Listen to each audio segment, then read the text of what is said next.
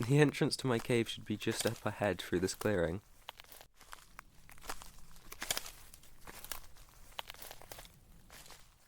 Here we are. Just mind your head on that ivy.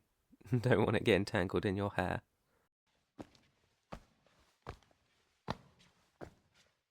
So, what do you think? You like it? Surprising, huh? It's amazing just how much the space opens up once you get past the entrance. It's so big in some places that I can't even touch the ceiling. So we have more than enough space to house us both comfortably. If you look over into that corner, that's where I keep all my preserved ingredients for cooking. If you're feeling hungry, you can have some if you want. You sure? Up to you. And here is where I keep all the stuff I use for cooking. Made it all myself. Took me ages because of how hard the rocks were, but it was definitely worth it. For example, there it is. I have this really sharp rock that I like to use to skin animals and cut up their meat. Nif? So humans make these as well? That's a shame. I thought I'd come up with something unique. Oh, sorry. I'm fine, I promise. My ears and tail just tend to droop a little if I'm sad. I'm so sorry if I worried you. As your new alpha, I need to work hard on keeping you safe and making you happy. And I will work 100 times harder than I ever have before. This is my first proper pack after all, so I want to make sure that it goes well, no matter what. Huh? My pack? Um, like I said, I've never really had one before. What happened? It, it's complicated. No, it's all right. You didn't upset me. It's just a bit sensitive. I don't mind talking about it. You, you see my silver hair and red eyes? Yeah? Well, wolfkin children who are born with those traits are viewed as monsters and threats to the safety of the rest of the tribe. I I can't remember what he said fully. I was extremely young after all, but the night my people abandoned me, the elder spoke to me. He said that I'd been cursed, and that my hair and eyes were the key evidence. Apparently, long ago, while the wolfkin was still growing, Ari, the moon goddess, came to my ancestors and gave them a path they must walk down to become a perfect being like her. But some of them refused, preferring to go down a path they forged for themselves. However, this infuriated Ari, who cursed their descendants to become violent monsters every time they were exposed to the full moon. And even while they weren't transformed, they'd have to walk around with silver hair to always be a reminder of their ancestors' betrayal towards the moon. And so it became a tradition in my tribe to throw out silver-haired pups when they hit their 7th winter, as after that the transformations would begin. I still I still remember the look on my mother's face when she put me down in the snow. She had this look of utter disgust and hatred towards me because I'd ruined her entire life just by being born. In the time I was still confused. I, I didn't understand what was going on. So I tried to run into my mother's arms like any child would. But instead of getting a loving embrace, I received a hard shove to the chest. As I watched her and the others walk away, all I could hear was them cussing out my existence.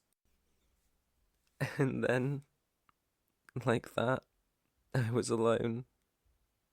Have been ever since. From just 7 winters old, all the way up until now. I've been left here to fend for myself. But I never stopped dreaming about starting my own pack and forging my own family so that I never have to be alone again. Never have to experience that fear and isolation ever again. And then you came along.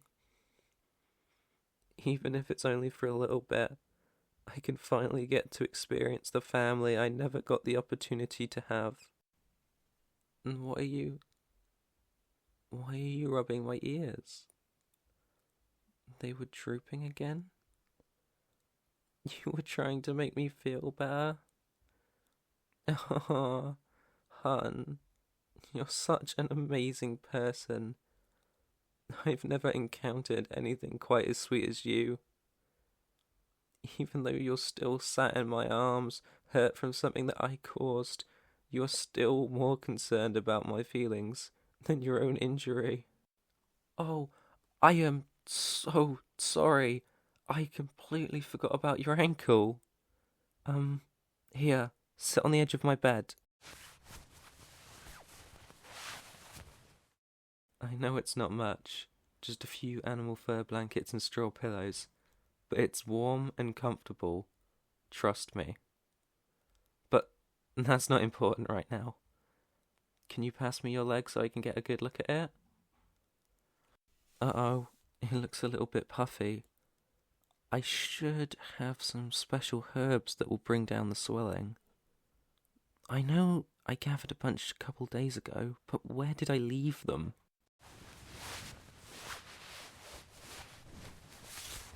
Ah, here they are. Got 'em. Okay, I have to clean your leg before I can coat it in the herbs. Can you hold still for me? Thank you.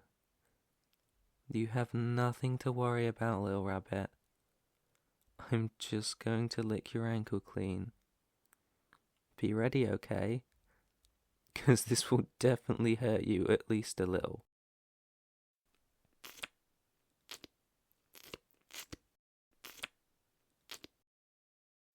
There we go. It should be all clean now. It's a good thing wolfkin have antiseptic saliva. Is everything okay, human? You've gone really bright red again. And your forehead feels really warm. Did I make it worse? I'm so sorry if I hurt you. Are you sure I didn't hurt you? Thank God. I was so worried that I'd accidentally hurt you even more than I did earlier. Can you keep your legs still, please? I've still got to rub the herbs on them after all. And done. It should be all sorted now. The swelling will probably recede by the morning. Thankfully, it seems like the injury wasn't too serious, so I don't think there's any reason for us to worry about it. I am beat. Scooch over, will ya? Well, because I want to go to bed. Of course we're sharing. Where else would you sleep? You can't leave the cave because you'll get eaten, and the rest of the cave itself gets really cold during the night. Plus, we're packmates, so there's nothing weird about us sharing the same bed. There you go again, turning bright red. Humans are so weird. You change colours, and then when someone asks you why, you don't want to answer. I swear I'm going to find out what it really means one day. But for now, I'm way too tired for that. What I need is a good sleep.